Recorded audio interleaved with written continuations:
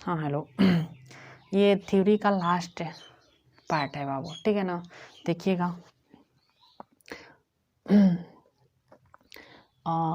Point है, दो अवयवों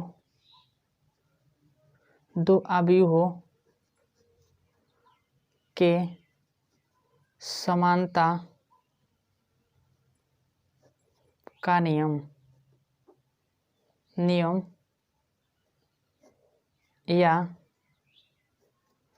दो अवयवों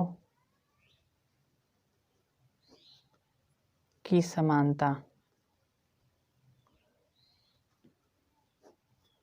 ठीक है। देखिएगा,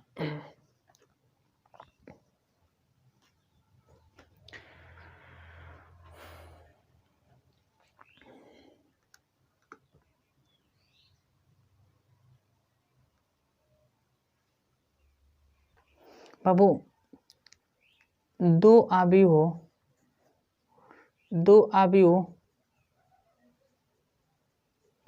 समानता के नियम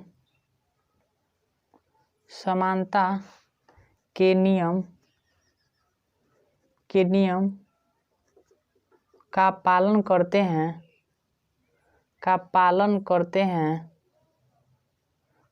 हैं यदि उनका कोटि आपस में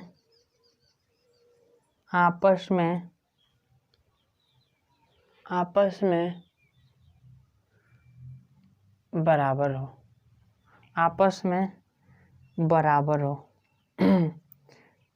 हो।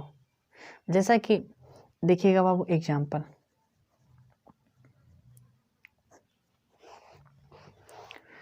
एग्जाम्पल में देखिएगा, यदि एग्जाम्पल से दो अवयवों की समानता समझ लीजिएगा। यदि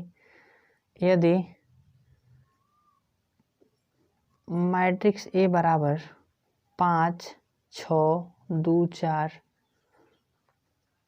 तथा मैट्रिक्स बी बराबर 4, 6 XY हो तो x तथा y का मान ज्ञात करें।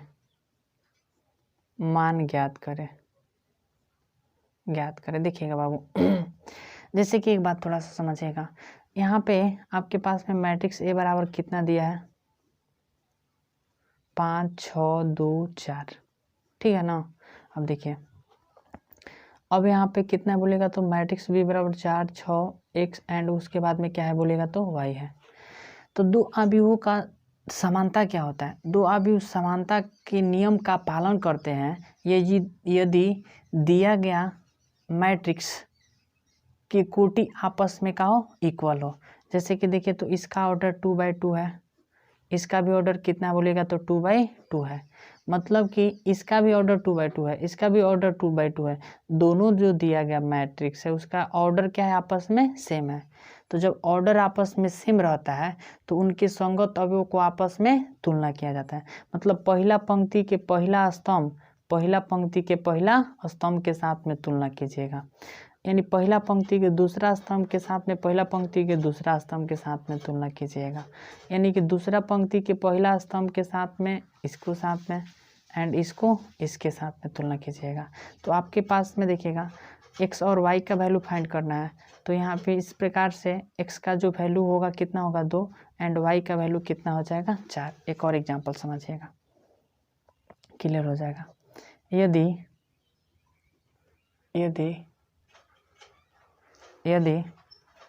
मैट्रिक्स ए बराबर x y z यहाँ पे 4 हो तथा मैट्रिक्स बी बराबर यहाँ पे 2 हो, 4 हो, यहाँ पे 9 हो, यहाँ पे आपके पास में मान लेते हैं कि 0 है, हो तो x, y तथा z का मान ज्ञात करें, मान ज्ञात करें। ठीक है, देखिएगा इसका वैल्यू कैसे ज्ञात करोगे। पहले नंबर देखेंगे बाबू, मैट्रिक्स ए सॉल्व कीजिएगा। मैट्रिक्स ए बराबर कितना है, एक्स वाई जेड 4 है। एंड मैट्रिक्स बी बराबर आपके पास में कितना है, 2 है, 4 है, 9 है, एंड उसके बाद में कितना है, 0 है। तो देखिए, तो यहाँ पे इसका ऑर्डर आपस में सेम है ना, इसका ऑर्डर यानी इसका भी ऑर्डर 2/2 है, इसका भी ऑर्डर 2/2 है। तो इसको आपस में क्या कर दीजिएगा, तुलना कर दीजिएगा। एक्स वाई जेड यहाँ पे 4 है, ठीक है, बराबर में हो जाएगा 2 4 9, यहाँ पे कितना, 0। ठीक है बाबू, तो संगत अवयव को तुलना कीजिएगा, इसको इसके साथ में, इसको इसके साथ में, एंड इसको इसके साथ में।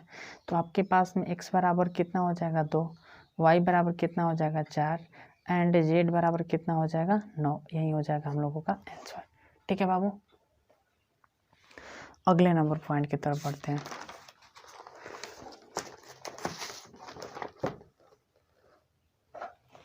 अगला जो पॉइंट होगा वो होगा हम लोगों का,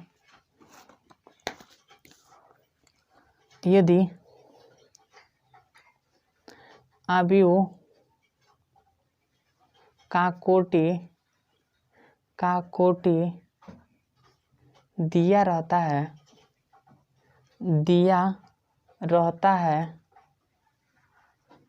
तो अवयवों की कुल संख्या ज्ञात करने के लिए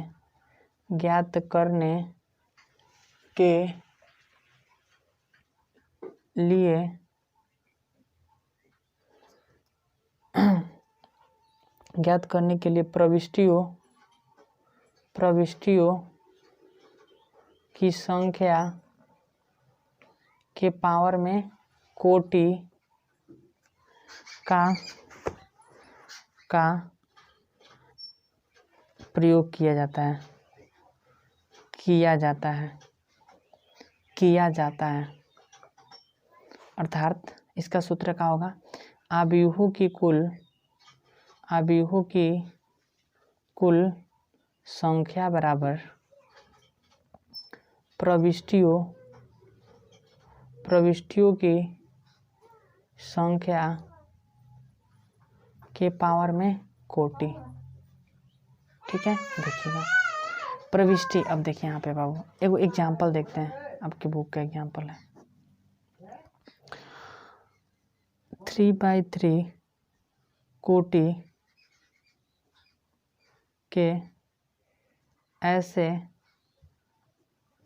अवयवों की कुल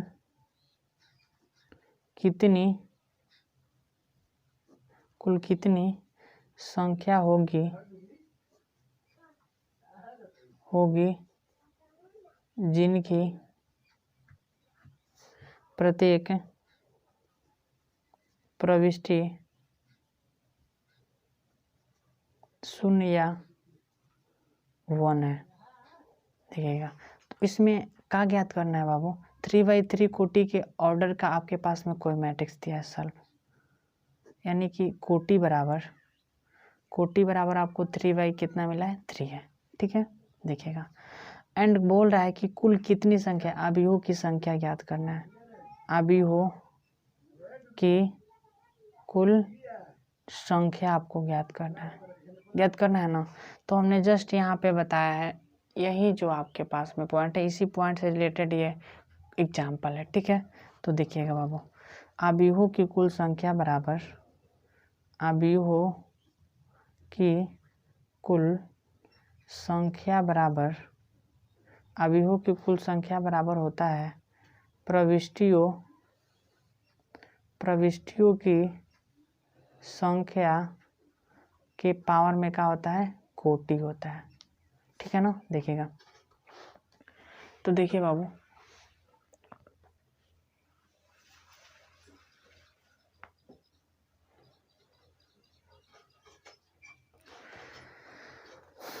प्रविष्टियों की संख्या कितना है बोलेगा तो 0 है, उसके बाद में कितना है 1 है, 0 है और उसके बाद में 1 है, तो आपके पास में प्रविष्टियों की संख्या कितना हो जाएगा बोलेगा तो 2 हो जाएगा। कितना 2। तो अकोटि कितना है बोलिएगा तो 3/3 है, तो 2 के पावर कितना हो जाएगा 9, मतलब कि 512। ठीक है, इसमें ऑप्शन दिया है ए बराबर आपके पास में 27 है, बी बराबर 18 है, सी बराबर 81 है एंड डी बराबर कितना है 512। इस प्रकार से ऑप्शन नंबर डी। ठीक है, देखिएगा ये लास्ट पॉइंट था। ठीक है, अब अगले पार्ट में हम लोग एक्सरसाइज की बात करेंगे। ठीक है।